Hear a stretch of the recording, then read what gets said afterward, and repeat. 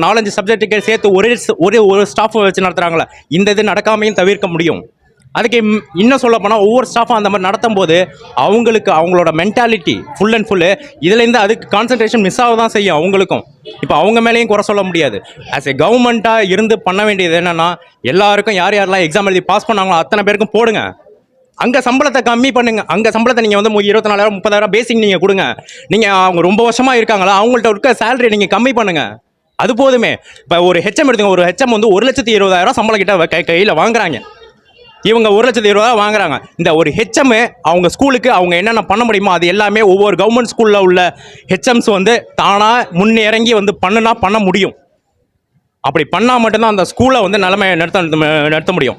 இதை பண்ணுறதுக்கு நான் இந்த அளவுக்கு பண்ணியிருக்கேன் அப்படி சொல்லி இந்த மாதிரி என்னென்ன செலவு கட்டிருக்கேன் எல்லாத்தையும் கவர்மெண்ட்டில் கொடுத்து அவங்க வாங்கிக்கலாமே. வாங்க முடியாதுன்னு எந்த சட்டமும் இல்லையே. ஒரு ப்ரைவேட்டில் நாங்கள் வேலை பார்க்குற இடத்துல வந்து நாங்கள் இந்த மாதிரிலாம் செலவு பண்ணியிருக்கோம்னு சொல்லிட்டு நாங்கள் போய் வாங்குறோமே, இதை கவர்மெண்ட்டில் கிளைம் பண்ண முடியாதுன்னு ஒரு ஆப்ஷனும் இல்லை.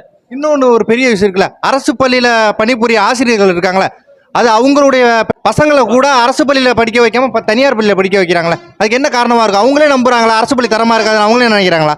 அதாவது இது வந்து இப்போ ஒரு ஆசிரியர் இருக்காங்கன்னா இவங்களோட ஸ்டூடெண்ட்ஸு, அதாவது இவங்கள்ட்ட படிக்க வர ஸ்டூடெண்ட்டை வந்து நான் ஃபஸ்ட் கிளாஸில் பாஸ் பண்ணி வெளியே அனுப்புகிறேன். இந்த மென்டாலிட்டி என் பிள்ளையும் இந்த இடத்துல வந்து படித்தா அவனும் அதே மாதிரி ஃபஸ்ட் கிளாஸில் பாஸ் பண்ணி வெளில வருவான் அப்படிங்கிற மென்டாலிட்டி அவங்க மைண்டுக்குள்ளே ஏறாமல் இருக்கிறது தான் ஒரு அறியாமை.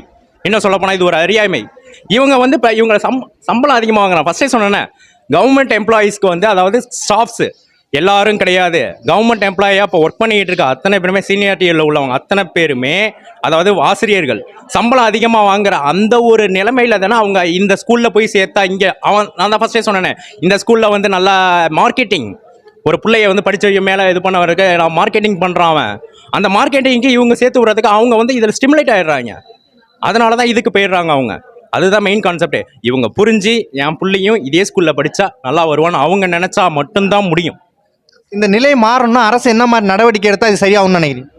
அரசு எடுக்க வேண்டிய முடிவு என்னென்னா, இப்போ கவர்மெண்ட் ஸ்கூலில் இவ்வளவுதான் சொல்லிட்டு வந்து என்ன அந்த அமௌண்ட்டு இவ்வளோ ஸ்கூல் ஃபீஸு இவ்வளோ தான் வாங்கணும் அப்படின்னு சொல்லிட்டு ப்ரைவேட் செக்டார்லையும் குறைக்கணும்.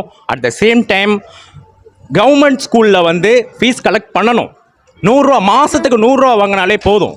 ஒரு ஸ்கூலில் அவனுக்கு என்ன தேவை எல்லாத்தையும் செஞ்சு கொடுக்கறதுக்கான கவர்மெண்ட்லேருந்து பண்ணக்கூடியது எல்லாமே பண்ணிடலாம். ஒரு 100 ரூபா மினிமம் அமௌண்ட் ஒரு 100 ரூபா கட்ட முடியாதா? எல்லாரையிலையும் கட்ட முடியும். மாதம் ஒரு 100 ரூபா வாங்கினாலும் ஓகே தான். அப்படி வாங்கி அவங்க கட்டினாங்கன்னா கூட அந்த ஸ்கூலோட டெவலப்மெண்ட்டு, என்விரான்மெண்ட் டெவலப்மெண்ட்டு கண்டிப்பாக மாறும். இது ஹெச்எம் எல்லாரும் சேர்ந்து தான் பண்ணணும். இது கவர்மெண்ட்டும் சேர்ந்து தான் ஒத்துழைக்கணும். ஒரு சத்துணவு அமைப்பாளர் இருக்காங்க தெரியுமா, அவங்க சத்துணவு அமைப்பாளர் எவ்வளோ சம்பளம் வாங்குறாங்க சொல்லுங்கள்? 13,000 ரூபா சம்பளம் வாங்குறாங்க. 13,000 ரூபா 14,000 சம்பளம் வாங்குறாங்க. இவங்களுக்கு பென்ஷன் தர மாட்டேன்னு இதே கவர்மெண்ட் வந்து சொல்லிட்டு இருக்காங்க. பென்ஷன் 9,000 ஏற்றி கொடுங்கன்னு அவங்க வந்து கேட்டுக்கிட்டு நம்ம collector office, Tiruvarur collector office வாசலில் நின்றுட்டு இருக்காங்க.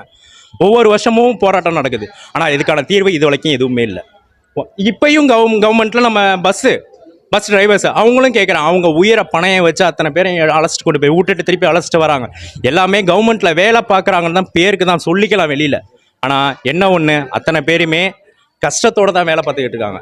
ஆனால் கவர்மெண்ட் அரசாங்கம் மேலே இருந்து பார்க்குறாங்களா, அவங்க பார்வைக்கு அது தெரிய மாட்டேங்குது. மக்களோட கஷ்டம் என்னங்கிறது சுத்தமாக தெரிய மாட்டேங்குது. அதை வந்து அவங்கள்ட்ட டேரெக்டாக வந்து கேட்டு பண்ணணும். தனியார் பள்ளிகளின் எண்ணிக்கை குறைஞ்சு அரசு பள்ளிகளின் எண்ணிக்கை அதிகரித்தா வரவேற்கக்கூடிய கருத்தாக நினைக்கிறீங்களா? கண்டிப்பாக. அப்போ தான் வந்து நான் இன்னும் சொல்லப்போனால் இந்தியா வந்து வல்லரசாகுது.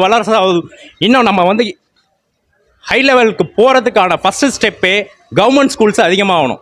கவர்மெண்ட் ஸ்கூல்ஸ் அதிகமானது அது மட்டும் இல்லாமல் கவர்மெண்ட் ஸ்கூலில் படிக்கிற பசங்களும் அதிகமாக ஸ்ட்ரென்த்து கொடுத்தா மட்டும்தான் நம்ம வளர்ச்சி அடைகிறோங்கிறது அர்த்தமே.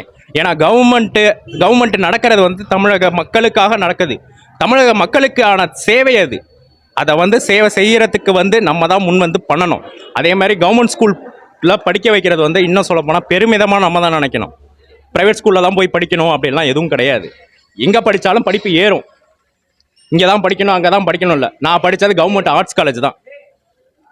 நான் படித்ததுன்னு நினச்சது. நான் பிகாம் தான் படிக்க போகிறேன். பிகாம் எதுக்கு ப்ரைவேட் காலேஜில் போய் செலவு பண்ணி படிக்க போகிறேன்? நான் பிகாம் படித்தது வந்து கவர்மெண்ட் ஸ்கூலில் தான் படித்தேன். கவர்மெண்ட் காலேஜ் தான் படித்தேன். மக்கள் தான் முன் வந்து பண்ணணும். எல்லாத்தையும் மக்கள் மனசு வச்சா மட்டும்தான் முடியும்.